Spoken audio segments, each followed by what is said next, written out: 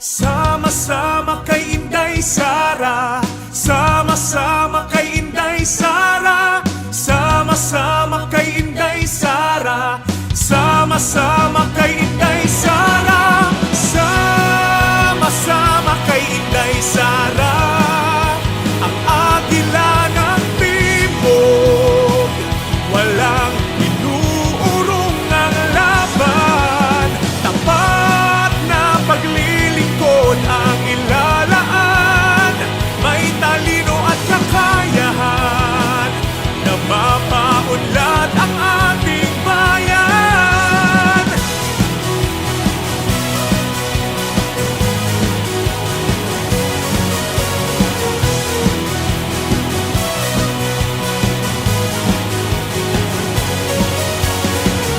Sama-sama kay Inday Sara, may natatanging kakayahan, namumuhay ng may dangal, dignidad at may malasakit.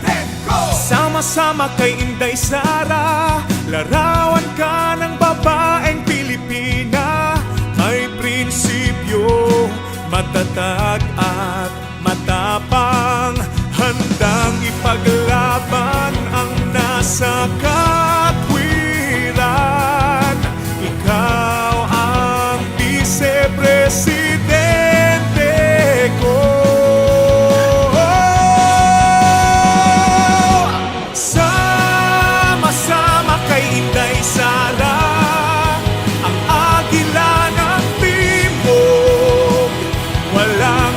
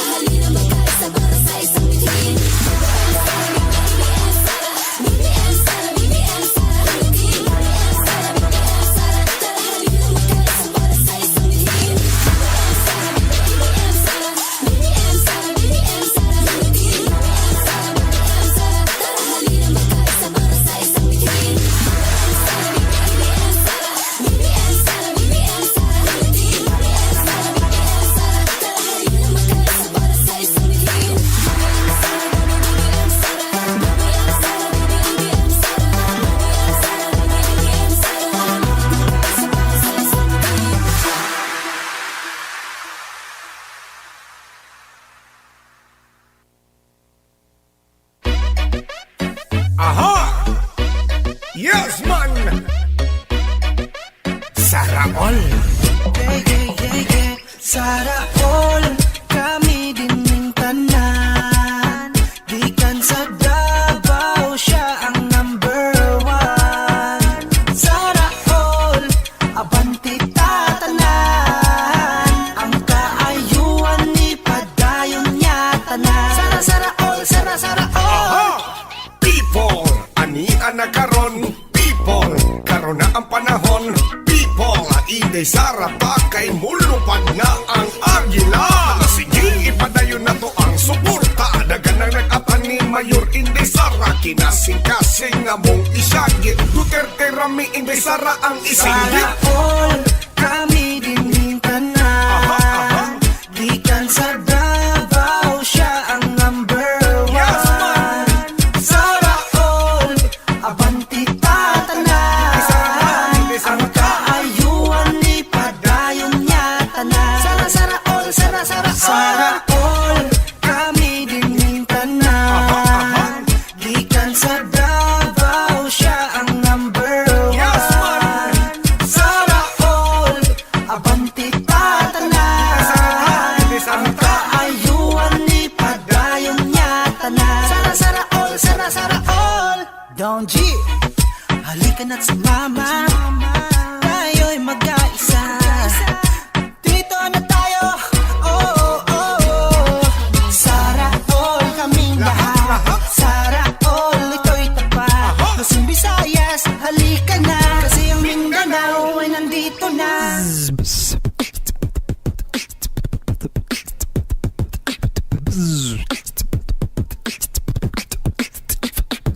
Luzon, Visayas, Mindanao.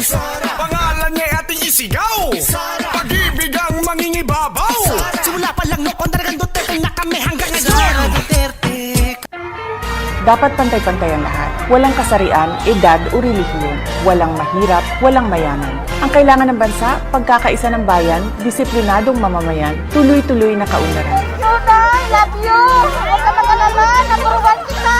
Siya'y isang simpleng tao, aking napatunayan. Mapagpakumbaba sa madla at maging sa kaibigan. Siya ay idolo ng marami, matanda at kabataan. Idolo ng inyong lingkod at tunay kong hinahangaan. At ngayong nakita ko na ang tunay na agila, sa buong Pilipinas siya'y aking ipapakilala. Eto na, Inday Sara, here she comes. Duterte! Eto na, Inday Sara, here she comes. Duterte! Di tayo pababayaan, bayan ay aalagaan. Eto na, Inday Sara, here she comes. Duterte! Eto na, Inday Sara, here she comes. Eto na, Inday Sara, here she comes. Duterte! Di tayo pababayaan, bayan ay aalagaan. Eto na, Inday Sara, here she comes. Duterte! Assalamualaikum warahmatullahi wabarakatuh sa mga kapatid nating Muslim. Maing buntag at magandang umaga po sa inyong lahat. Welcome dito sa Sara All For You. Sa ngalan ni Mayor Sara Duterte, ako po ang inyong lingkod, Tek Ocampo, live mula rito sa Davao City.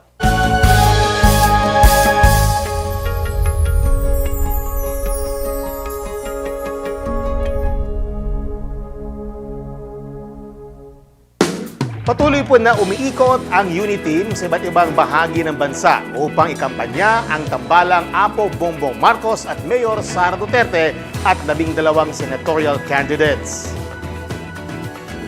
Bumisita si Mayor Sara Duterte sa Cebu nitong Biyernes. Pinangunahan ng alkalde ang formal na inauguration ng Unity Team Provincial Headquarters sa bayan ng Liloan sa Cebu Province. Nagkaroon ito ng pagkakataon na makasalamuha ang mga opisyales at supporters hindi lamang ng Liloan, kundi maging ang mga supporters ng iba't ibang lugar sa Cebu.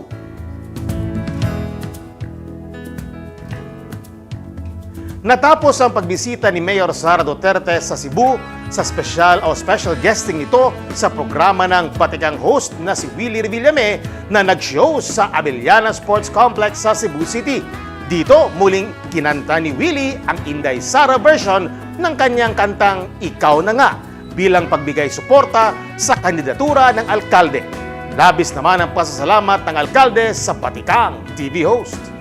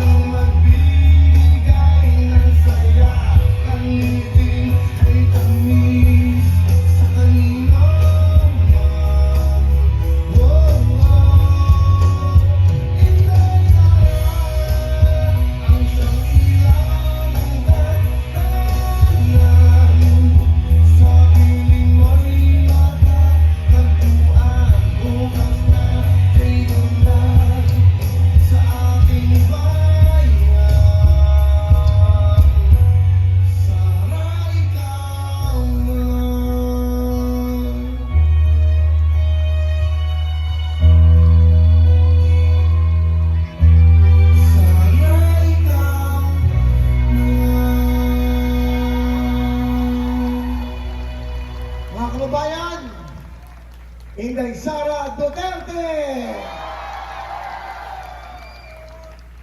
Salamat. Nagabi.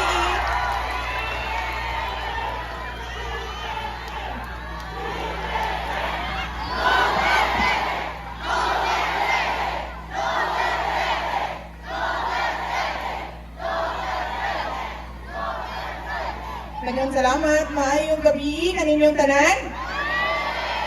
Unahon sa nako ang pagpasalamat nako kay Willie Revillame ug sa tanan niyang kauban na sa tutok-tuwin sa pag-imbita sa amuan dinhi nga mutambong sa iyang show sa Cebu. Ug kaninyong tanan mga taga Cebu, daghang salamat. Ni ami dinhi para mangampanya kaninyong tanan, pero bago na ang amuang ampo kanunay para sa inyong mga taga Cebu nga padayon ang inyong pagbangon gikan sa bagyong Odette o gikan sa kalisod nga dala sa COVID-19 pandemic o ganapay umaabot ng mga kalisod tungod sa giyera sa Russia ug sa Ukraine. I love you too! Mahal ko kayo, Cebu! Mahalin natin ang Pilipinas! Nitong Sabado naman, mismong sina Apo Bongbong Marcos at Mayor Sara Duterte ang bumisita sa Marikina City upang saksihan ang symbolic turnover and signing of manifesto kasama ang di bababa sa 50 o 50 mga retired generals na nagpahayag ng suporta sa Unity Team. Dito, nabigyan ng panahon ang Unity Team standard bearers na makausap at makapagpasalamat sa mga retired generals sa kanilang naging mahalagang hakbang. Samantala, nagkaroon din sila ng pagkakataon na makapanayam ang mga kasapi ng Philippine Footwear Federation Incorporated kung saan kilala ang Marikina City bilang shoe capital of the Philippines.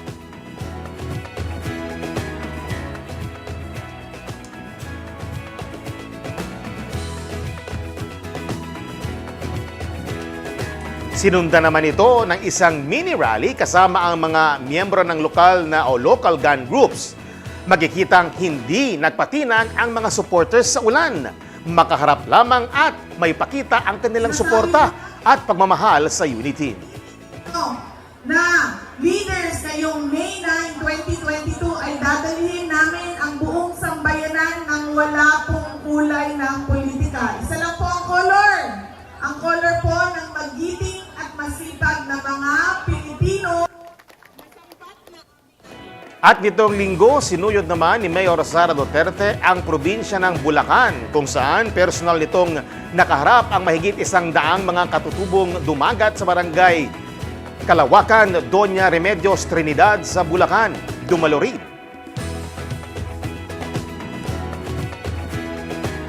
Dumalo rin ang alkalde sa pagtitipon ng mga barangay officials at mga constituents sa iba't ibang barangay sa mga bayan ng San Miguel at Baliwag sa Bulacan pa rin.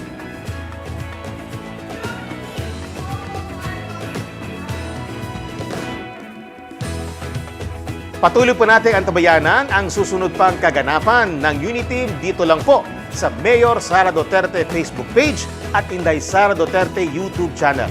Magbabalik pa po ang Sara All For You. Ang turo ng aking mga magulang sa aking pagtatrabaho, dapat pantay-pantay ang lahat. Walang kasarian, edad o relihiyon. Walang mahirap, walang mayaman. Ang kailangan natin, trabaho, edukasyon, mapayapang pamumuhay. Ang kailangan ng bansa, pagkakaisa ng bayan, disiplinadong mamamayan, tuloy-tuloy na kaunlaran. Ako si Inday Sara Duterte. Matibay ang puso na maglilingkod para sa mga Pilipino, para sa Pilipinas. Mahalin natin ang Pilipinas. Ba't ka sumali dyan? Panlalaki yan. Yun talaga yung mga naririnig ko that time eh. Ako po ay galing sa mahirap na pamilya. Tuloy pa rin ang buhay, lumalaban pa rin ako. Kaya nga ang ginawa ko, talagang nagsumikap ako sa lahat ng paraan na pwedeng mabuhay kami. Fulfilling. Kasi para dugot pawis po yung pinagdaanan namin during training. Lahat ng mga leader ng LGBT mag-meeting kasi mayroon daw ibigay na programa ang gobyerno tulad ng mga livelihood. The world will be a better place if objective po yung kagandahan. Ang kagandahan sa akin, it's for everybody. Maganda ako dahil nakasurvive ako sa hirap ng buhay ko noon. Ako si Inday AJ, sasagitin ka sa anumang panganib. Ako si Inday Masoy, kakampi mo sa hamon ng buhay. Ako po si Inday Darwin, hahasain ang inyong isip tungo sa magandang buhay. Inday will always love you.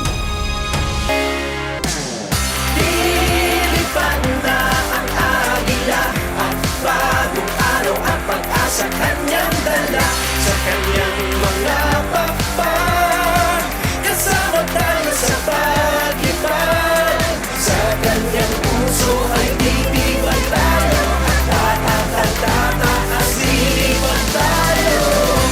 Inday Sara, sa'yo lang umaasa. Sara, ikaw na nga. Isa sa sinusulong ng Davao City LGU ay ang pagtugon sa kampanya ni Pangulong Rodrigo Duterte tungkol sa anti-illegal drugs. Kung kaya't binuo ng Davao City Anti-Drug Abuse Council o CADAC ang programang Tara Na si BRAP para sa kapakanan ng mga drug reformist. Tunghayan natin ang tagumpay ng programang ito sa ilalim ng liderato ni Mayor Sara Duterte. Panorin po natin. Sara, ikaw na nga. This is one of the best practices natin dito sa City Government of Davao. Ang pagtutulong-tulungan natin para yung mga reformists ay mailayo natin sila doon sa kanilang bisyo at doon sa illegal na droga.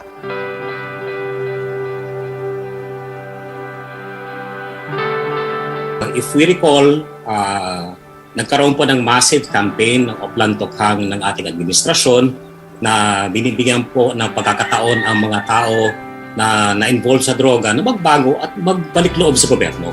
So part of which ang Davao City had a very large number of surrenderies noong panahon na yun. It doesn't mean po na dahil marami po ang na-involve sa droga, it means na yung sobrang daming tao na naniniwala po sa programa ng gobyerno.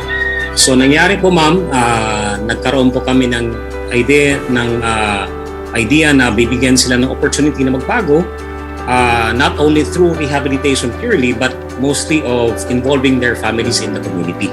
So nagkaroon po ng malaking bagay ang community-based rehab dahil po nakita nila ang pagmamahal ng kapwa Davaoenyo sa kanila na kasabay nila ang LGU at ang kanilang pamilya sa pagbabago nila from the involvement sa drugs. Ang pangalan ko ay si Carlo Domingo. I'm from Tagum and I'm a businessman. So I'm also a content creator. I have lots of followers in TikTok and I do videos independently and sometimes I do contents for other people. I should say there's always a family factor, probably my upbringing, because I was raised very spoiled because I grew up with my grandparents. So that's one factor probably. And second factor is I came from a broken family.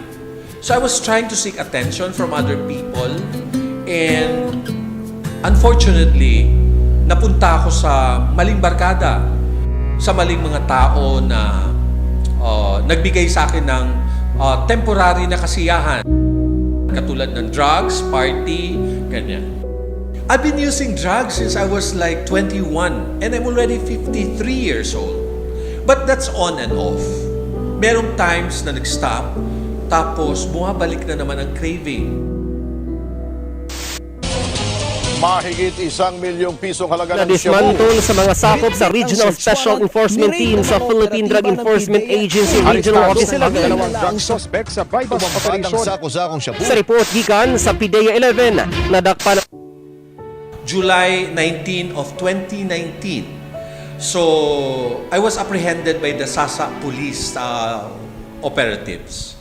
So, doon, nagkaroon ako ng chance to sign up for plea bargaining. And then after that, one of the condition is to undergo a rehabilitation program under sa CADAC. So at first, very hesitant ako because this could be another, government program that will not work. The rehabilitation in Tagaytay was indoor. You are enclosed in one facility.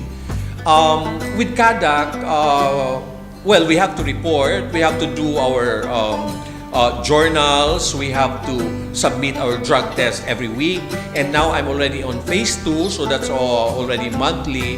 So there's a stage, but this is an ongoing life process of renewing yourself. Dito kasi, there's a lot of things being injected, especially your spiritual side, That's one very important factor. And secondly, the people that works under CADAC, they make you feel like you're part of the family. And I never felt alienated here in the office or with the people around. So, tapos they are working 24/7. In fact, if you have a problem, maybe 12 midnight, you can easily call one of them, one of your counselors, to give you payo para bigyan ka ng konting inspiration probably if you're depressed. Nung nag-start ako sa CADAC, na-feel ko na kailangan bumalik tayo sa dati nating, the normalcy of life. So, sila ang nagbigay ng confidence para sa akin. Binigyan nila ako ng saktong materials, psychologically, spiritually. And meron kasi siyang process. So, kumbaga, kung sa may kapansanan ka, tuturuan ka nilang maglakad ng dahan-dahan para bumalik ulit ang kakayahan mong maglakad. So, una, bibigyan ka ng saklay probably. Pangalawa, bibigyan ka nila ng guide kung paano mo ma-overcome yung pain ng sakit mo. That's how they do. Para doon sa mga kabataan, napagdaanan ko na lahat yan. Sana naman, bigyan nyo naman ng kahulugan ng inyong buhay sa pamamagitan ng pagbago. Hindi madali ang magbago, pero kailangan magiging goal mo talaga na baguhin ang sarili mo para sa iyong kinabukasan, para sa iyong pamilya, at siyempre, para din sa ating bansa. Kasi kung marami na ang gumagamit dito at marami na naman ang lulong, magkakaroon na naman tayo ng nakawan, ng patayan, ng mga rape cases na hindi naman natin gugustuhin yan. So, we might as well change our life ngayon pa. Isa lang po ang mensahe ko, lalo na sa katulad ko na recovering drug dependent. Maraming salamat po sa lahat ng inyong tulong at suporta sa mga katulad namin. And I really personally appreciate everything po na ginawa nyo para sa amin. At sana, Mayor Inday, request ko po sa inyo, sana magkasama tayo sa isang program para po makausap po kayo ng personal. Maraming salamat, Mayor.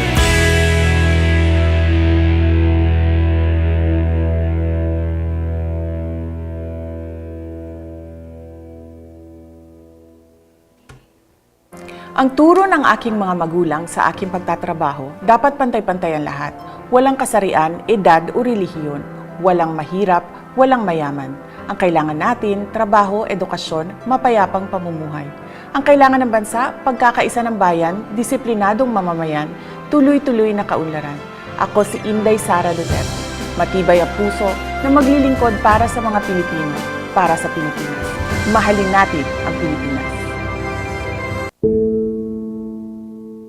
Andyan sa puso natin yung hindi humuhusga sa ibang tao. Yun pong tao na handang tumulong, yung mga instrumentong ginagamit ni Lord, yun pong ililift up ako, yung magbigay ng encouragement. Marunong makisama kasi yung tao naman na nakakaharap mo araw-araw, kung maganda yung pakikitungo mo, babalik din sa'yo lahat ng kagandahan na ginawa mo para sa kanila. Ako si Inday Nila, person with disability. Aalagaan ka. Ako si Inday Lai, sasamahan kita. Ako po si Inday Jane, handang maglingkod, isang Inday. Inday will always love you.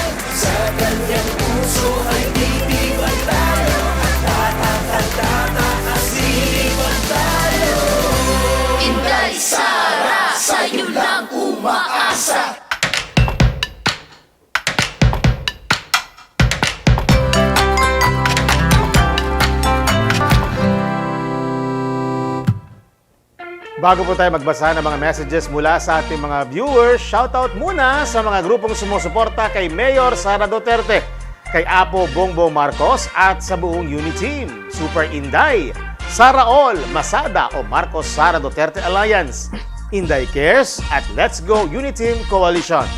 Shoutout naman from Clea Romeo o Clee Romeo ng Candelaria, Quezon. Pa-shoutout din po sa BBM Sara official page. Keep safe always po, BP Sara, we love you. And of course, happy birthday po to Thea Chu of Kidapawan City. Mensahe naman po mula kay Chad Placer, love you Sara from the LGBTQ and from our puppies. Maraming salamat po Chad sa inyong suporta kay Mayor Sara Duterte. Alam niyo po, mahal na mahal po ni Mayor Sara Duterte ang LGBTQ community. Mula naman kay Carlo Yui Cornelio. Shout out from Zamboanga del Norte, Solid Unity. Maraming salamat po Carlo. At sa mga kababayan natin dyan sa Zamboanga del Norte, sa iyong suporta sa BBM Sara Unity. Mula kay Noemi Bellis, Fernandez Diaz, Sara, Prinsesa. Yehey! Okay, mga kababayan, maraming salamat po dyan sa inyong suporta kay Mayor Sara Duterte, ang ating future Vice President. Mula naman kay Ibab Peps, sama-sama hanggang dulo, Inday Sara Solid. Maraming salamat po sa inyong suporta kay Mayor Sara Duterte, ang ating susunod na ikalawang Pangulo ng Bansang Pilipinas. Mula kay Lynn Zara, watching from Riyadh. Maraming salamat po, Lynn. At sa ating mga kababayan dyan sa Riyadh, Saudi Arabia, sa inyong suporta kay Mayor Sara Duterte at sa buong Unity. Mula naman kay Cecilia Provido, good morning Sir Tek and Mayor Inday Sara Duterte, watching from Iloilo. Maraming salamat po, Ma'am Cecilia, at sa ating mga kababayan dyan sa Iloilo City na nanonood at sumusuporta kay Mayor Sara Duterte. Lugaw! Solid BBM Sara. Medyo nagulat ako doon sa picture. Solid BBM Sara from Magsaysay, Occidental, Mindoro. Maraming salamat po sa inyong suporta kay Mayor Sara Duterte. Next. Mula naman kay Maria Raymunda Bueno, our next VP of the Republic of the Philippines. Maraming salamat po, Ma'am Maria, sa iyong suporta kay Mayor Sara Duterte at sigurado na po yan, siya ang magiging Vice President ng ating bansa. Mula naman kay Cristel Sanchez, ang nag-iisang tigre at agila ng ating bansa na may totoong malasakit. Maraming salamat po Ma'am Cristel sa inyong suporta sa BBM Sara Unity. Mula naman kay Bryce Lihaw, Unity Team for the win. Thank you Bryce sa inyong suporta sa BBM Sara Unity. Inday Sara, ikaw ang agila. Sa patuloy na pagsuporta ng mga Pinoy artist mula sa iba't ibang sektor ng industriya para kay Mayor Sara Duterte, pakinggan naman natin ngayon ang mensahe ng dalawang miyembro ng LGBT community na sina Angel Lamancio, isang freelance actress, at Betty Dion, isang stand-up comedian. Dito lamang yan sa Artist for Sara. Actually, kasi name na Sara is other term of definition of girl power. Ina siya ng bayan, pwede rin siya maging ama ng bayan. Kaya niya disiplinahin yung mga tao na nasasakupan niya para kapag ang tao may disiplina sa inyong nasasakupan, magiging maganda at smooth ang flow ng iyong nasasakupan at tungo sa maunlad na bayan. Maraming salamat sa iyo, Mayor Inday Sara, na ating future Vice President. Dahil sa iyong tapat at matapang na pagsisilbi sa ating kababayan, sa ating bayan, at tungo sa kaunlaran ng ating bansa. Dahil iminumulat mo ang mga kabataan sa isang maganda at maayos na pamamalakad. Ako si Angel Lamancio, 24 years old ng Manila. Ako ay isang actress. Dumaan ako ng MRT kasi magte-taping nga kami. Tapos, pagpasok ko ng CR, hindi ako pinapasok ng janitor. Kasi nga, parang third sex nga daw po yung sa akin. So, parang na-discriminate po talaga ako doon. Sabi nga po ni Sara, di ba, walang kasarian, dapat lahat pantay-pantay. So, niniwala po talaga ako na kayang suportahan ni Sara ang SOGI bill dito sa Pilipinas. Naniniwala po ako na kayang ipaglaban ni Inday Sara yung karapatan namin bilang isang tao. Kaya gusto po namin mag-CR lamang. Pero nadidiscriminate po kami dahil may mga ganyan silang eksena. Kaya po, Sara po talaga ang gusto kong iboto dahil naniniwala po ako na ang LGBT talaga ang nasa puso niya. Kami po talaga ang nasa puso ni Inday Sara. Sana ayun lang po, tama na yung discrimination. Sana mapasa na rin po yung SOGI bill kasi parte rin po kami ng mundo na to. Parte rin po kami ng lipunan na kung saan nagbabayad rin naman po kami ng tax. Kaya bakit kailangan pong may judge or may discrimination sa amin? Ako po si Direk Niel de Mesa ng Artist for Sara. Kung ikaw ay isang Pilipino na tunay na sumusuporta kay Mayor Inday Sara Duterte at sa tambalang BBM Sara, hinahayag mo ito sa iyong social media accounts o nagsishare ng mga posts tungkol sa Unity. At syempre, ikaw ay isang malikhaing alagad ng sining. Maaring ikaw ay isang musiko, aktor, mga awit, kompositor, taga-teatro, mananayaw, designer, graphic artist, live performer, filmmaker, manunulat, DJ, o di kaya ay nasa larangan ng multimedia at creative arts. Maaari mo nang sabihin ikaw ay isang Artist for Sara. Isa sa adhikain ni Mayor Inday Sara ang pagkakapantay-pantay ng lahat ng mga Pilipino.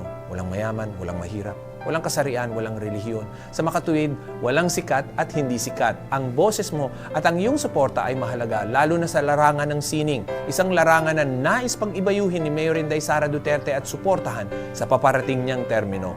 Kung nais mong makibahagi sa mga activities o events para sa tambalang BBM Sara, mag-email lang ng inyong contact details sa artistsforsara@gmail.com. Daghang salamat at mahalin natin ang Pilipinas. Syukran.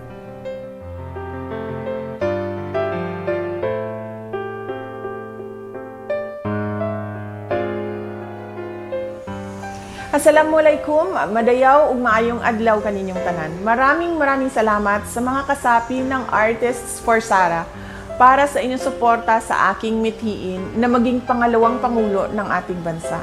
Nakakataba ito ng puso at dagdag inspirasyon at lakas ng loob para sa akin. Sama-sama po tayong isulong ang isang mapayapa at maunlad na pamumuhay para sa bawat Pilipino. Mahalin natin ang Pilipinas. Syukran.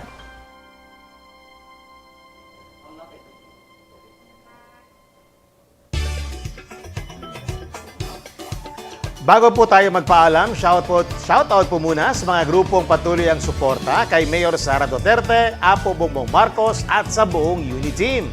Let's go Uniteam Coalition! Kislap o kay Inday Sara lilipat ang Pilipinas. Isip Pilipinas o Inday Sara, ikalawang Pangulo ng Pilipinas. Isda, Inday Sara Duterte ako. Sara tayo at iba't ibang BBM Sara Uniteam chapters sa buong mundo. At dyan po nagtatapos ang Sara SA4U ngayong araw ng Lunes. Maraming salamat sa inyong patuloy na pagsubaybay sa ating programa.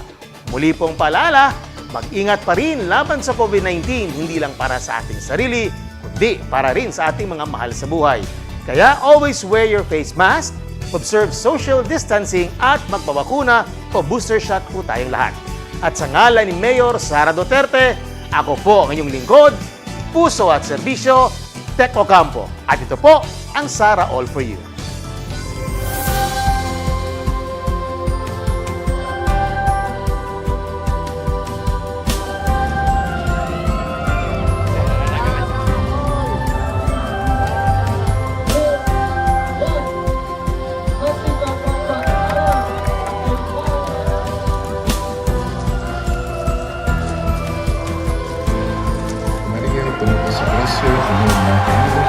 Lahat na sumabahin ka na mula bunga sa tiyan mga si Jesus.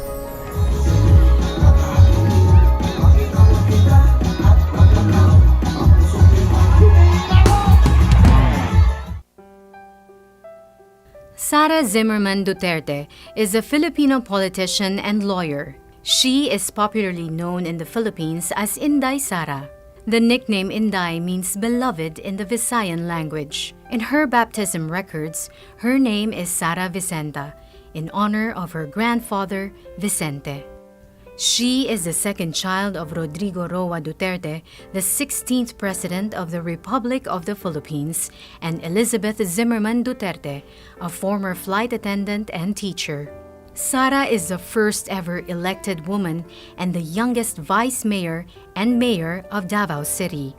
Her life is profoundly backdropped by her family's long history in politics and public service. Her socio-political acumen and leadership skills have been sharpened by the Duterte family's tradition of working in the government and serving the people. Sara's grandfather, lawyer Vicente Tete Gonzales Duterte, was governor of the then undivided Davao Province from 1959 to 1965. For 3 years, starting 1965, he served as the Secretary of General Services of former President Ferdinand Marcos. Before this, he served as acting mayor of Cebu's municipality of Danao from 1946 to 1948. Sara's Lolo Tete was a man remembered by many for his humility and magnanimity. Her grandmother, Soledad Gonzales Roa, was an educator who established a foundation in Davao City that served indigenous people's children needing education. On the other hand, Sara's maternal ancestry provided her with an acute understanding of the heart of the working class. Her maternal grandfather, Godofredo Baldazo Zimmerman, was the son of George John Zimmerman, a German-American missionary, and Cristita Baldazo, who hailed from Hilongos, Leyte. Her Lolo Godo worked his way up from crew to ship captain. Sara's grandmother, Purissima Puring Fortunado Abellana, was an exuberant popular vendor in Davao City's Bangkerohan and Manila's Baclaran markets. Puring's roots are traced back to Tuburan, Cebu, and is said to be a putative descendant of Hari Tupas, the son-in-law of Hari Humabon. Before politics, Sara had a brief stint as a court attorney in the Supreme Court of the Philippines in 2006. She then served as vice mayor from 2007 to 2010 and was elected mayor in 2010 in what is now known as the biggest landslide election victory in the history of Davao. Although a newcomer in 2007, Sara demonstrated transformational leadership skills among the members of the City Council. Her colleague, the veteran legislator Pilar Braga, described her as a firm, principled, tactful negotiator, pacifier, and fearless administrator. One of the landmark legislation passed when she was vice mayor was the Watershed Code of Davao. It aims to protect, conserve, and manage the watershed areas of the city. Her landmark project while serving vice mayor was Inday para sa Barangay, a whole-of-government approach to service every year in each of the 182 barangays of the city. It is now called the Caravan of Government Services when she moved to the city mayor's office. During her term as mayor, the timeless Davao Life is Here brand was created. It propelled Davao City's image as a desired market and destination for investment and tourism events, including the meetings, incentives, conference, exhibitions market. As a neophyte mayor in 2010, she easily gained the trust of Region 11 economic pillars. Then President Benigno Simeon Aquino Jr. appointed her as chairperson of the Regional Development Council. The RDC under her leadership made notable accomplishments that propelled the region. She was also selected as a NEDA Board Regional Development Committee Mindanao Area Committee chairperson. During her first full year as RDC chairperson, Davao Region's gross regional domestic product expanded from 3.9% in 2011 to 7.1% in 2012. Because of this notable accomplishment, Sara was lauded by Joey Salceda, a prominent economist and well-respected member of the House of Representatives, as someone with an enlightened leadership style and sophisticated economic thinking.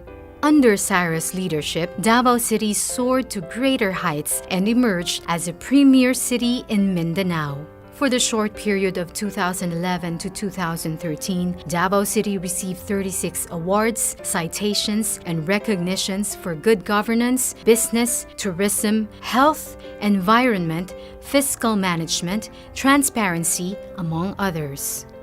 Sara served as a regional officer of the National Movement of Young Legislators in 2007 to 2010 and served as officer in the National Executive Board of the League of Cities Philippines in 2010 to 2013. At this point, she already figured in the early surveys for senators in the 2013 elections, even if she was underage.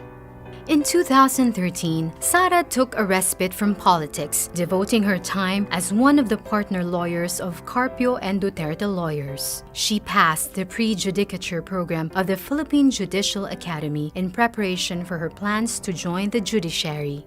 Her desire to continue serving the public led her to be involved in a non-government organization, and in 2014, she was elected to the Board of Governors of the Philippine Red Cross. On the side, she worked on various product endorsements and as a segment host for a local morning news show on GMA Network. Her hosting job gave her the opportunity to volunteer, deliver relief, and report firsthand on the damage and the needs of the Boholanos during the 2013 earthquake. In 2016, Sara re-entered local politics and ran for mayor. She and her mother Elizabeth, who was in between cancer treatments, embarked on a national bus caravan called Biyaheng Duterte to help campaign for President Duterte. They were joined by some members of the family and Sara's friends and classmates from high school. Fresh from the success of the bus campaign, the centerpiece of her mayoral comeback was called Biyaheng Duterte, a political agenda guided by 30 projects for 10 priority sectors: education, health, poverty alleviation, infrastructure development, solid waste management and environment, agriculture, investment and tourism, traffic and transportation management, disaster risk reduction and management, and peace and order. As a believer of continuity, Sara's 2019 mayoral re-election bid was anchored on the 2016 platform, but this time called Biyaheng Duterte, the second trip. Sara relentlessly pursued peace and progress in her administration. As a result, she was able to lift Davao City to a stellar national status with 117 awards, citations, and recognitions from March 2017 to December 2021. Davao City is included on the 2021 Top 10 Richest Cities of the Philippines of the Commission on Audit. And in the same year, Davao City was ranked the 4th most competitive, highly urbanized city by the Department of Trade and Industry. At the end of calendar year 2022, Davao City is expected to be debt-free.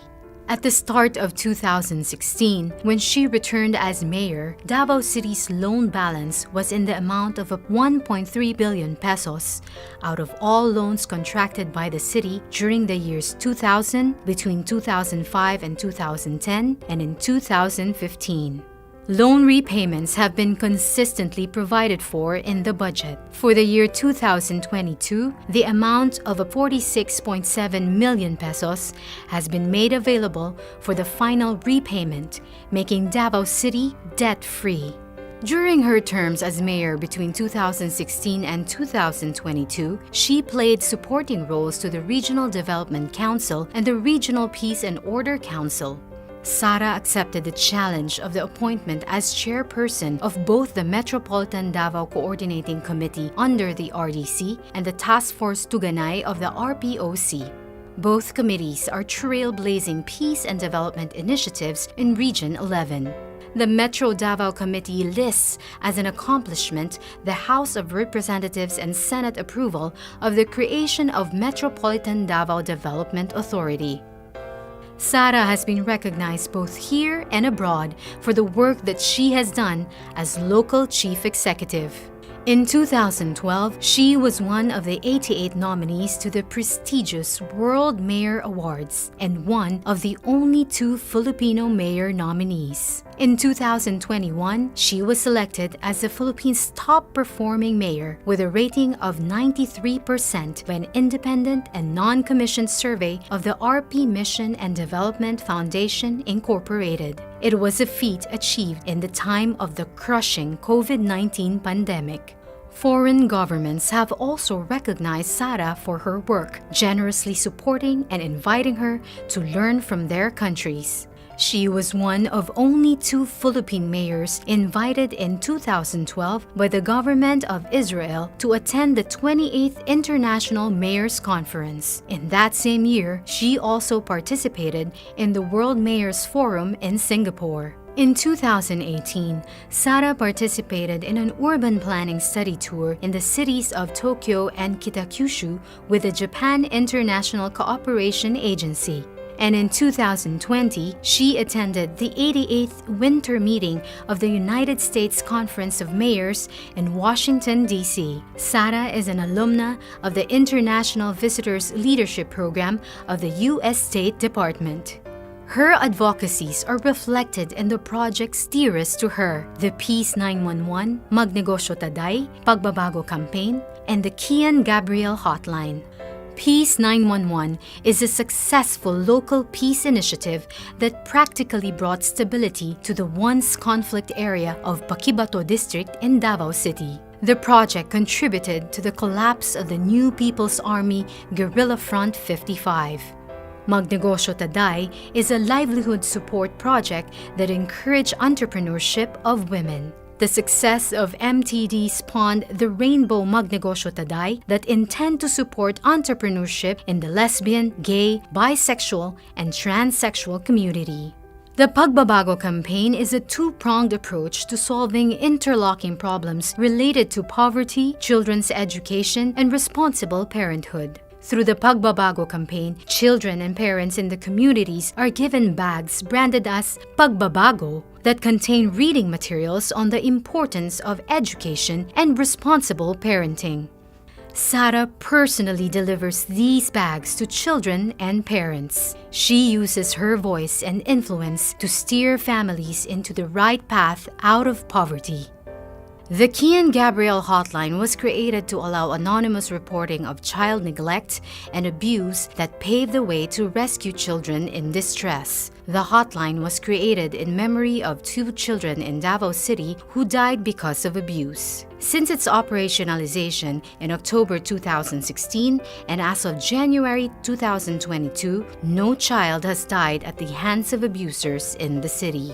In 2018, Sara led the creation of Hugpong ng Pagbabago, a region-wide political party aimed at creating a strong, peaceful, and developed region that can become a symbol of hope for our country's progress.